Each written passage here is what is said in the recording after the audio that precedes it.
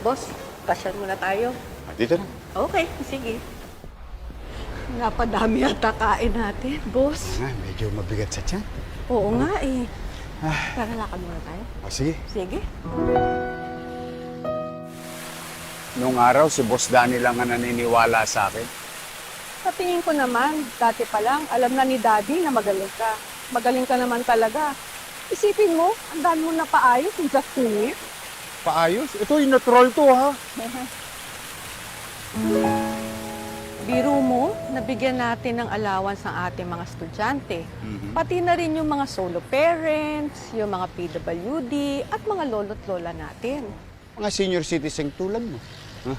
Talaga ba? Senior na ako? Hindi, 19 ka pa lang naman. 90 naman ngayon. Hindi, naintindihan mo na yun. Pero, Mariano. alam mo ate, seryoso kundi dahil sa pamumuno mo sa Konseho ng Maynila, hindi maisasabatas ang lahat ng yan at hindi natin maibibigay sa tao. Kaya salamat sa iyo, ate. Ganda talaga ng National Museum, ano? Yep. Classic Manila. Oo. Pero alam mo, ang paborito kong project natin, yung housing sa Baseco. Yung Basek community. Oo. Nagkaroon ng pandemya, nasunugan sila. At least dyan sila nagpasko, dyan sila nagbagong taon, naibalik sa kanila yung dignidad. Susunod dyan, pwede na silang condominium. Pwede. Posible. Katulad ng condominium 1, condominium 2.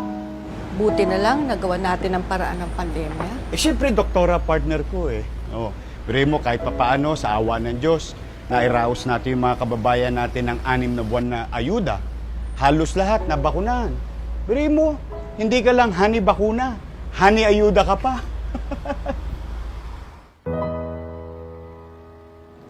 Hay, unti-unti na natin narating ang mga pangarap natin para sa mga Manilenyo. Kaya kailangan ituloy mo, ate. Kayang-kaya mo yan. Yorme? Kayang-kaya. Naman.